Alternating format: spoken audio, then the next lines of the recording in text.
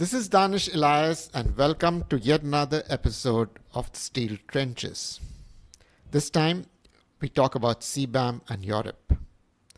It is the carbon border question. Supporters describe it as climate policy. Critics call it protectionism in green clothing. So, which is it? Let us start with the basics, because clarity, not complexity, is what the subject needs. CBAM is Europe's answer to a simple but uncomfortable question.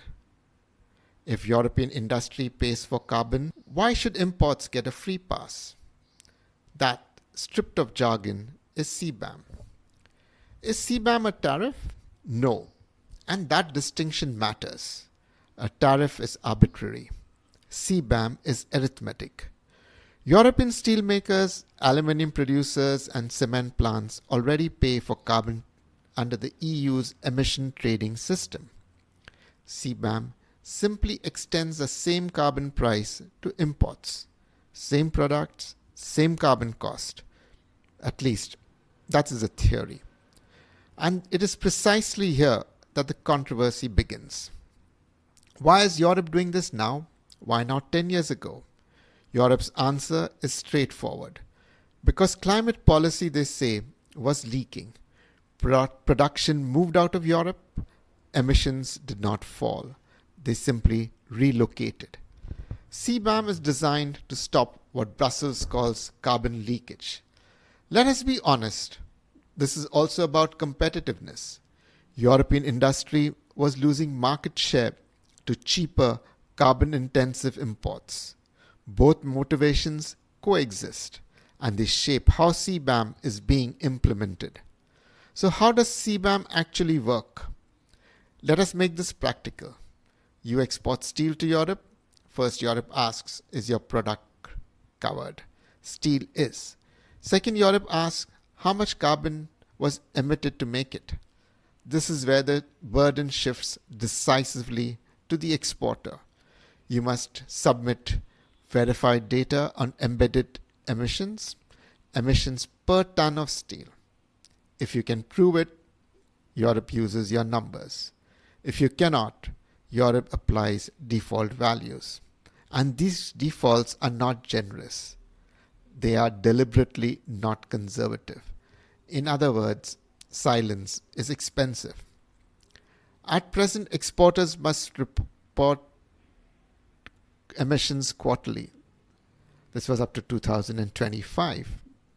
But from 2026, CBAM has entered its definitive phase. That is when carbon certificates linked to carbon emissions of Europe's market come into play. And this is crucial. CBAM is not a fixed tax. It moves with the EU's carbon price, which means volatility is built into the system. Now let us talk about something often overlooked. So far, we are focused on primary steel, like slabs, billets, hot rolled coils. But what about downstream steel products, coated steel, auto components, fabricated sections, pipes, tubes? CBAM mainly covers upstream products. It also covers coated steel. And the cost of carbon emission is higher. It is linked to the additional processed cost. But Europe has also been clear on the downstream and steel derivative products. These are being reviewed for inclusion. The logic is obvious. If Europe taxes carbon on steel but allows carbon-intensive finished product to enter freely, carbon leakage simply moves downstream. And once that logic is accepted, it is very hard to contain.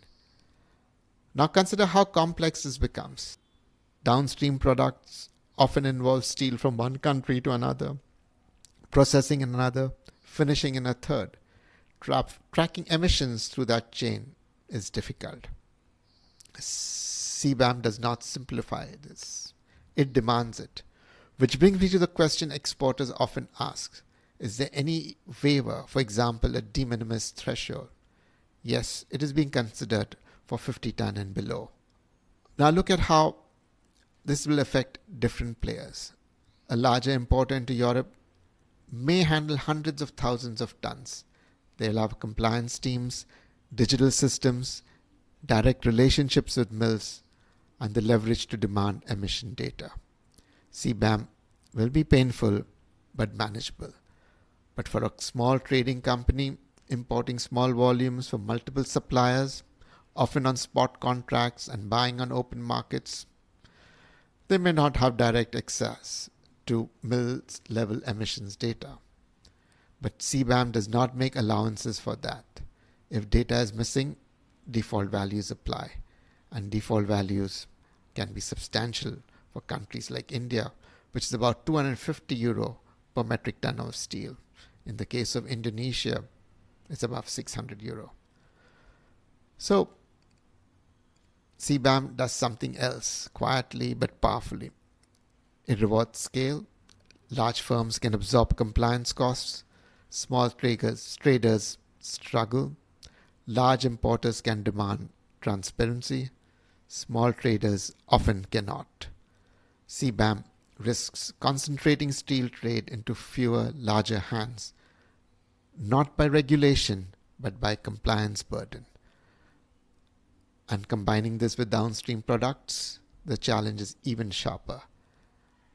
They may not know how it was produced, they may not know the emission profile, yet CBAM increasingly expects them to know and to prove.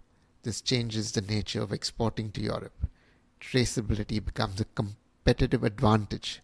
Opacity becomes a liability. So the real shift in the CBAM, in the old world, trade was about price. In the new world, trade is creating an importance of proof. Proof of emissions, proof of process, proof of transparency. Those who can prove it will adapt.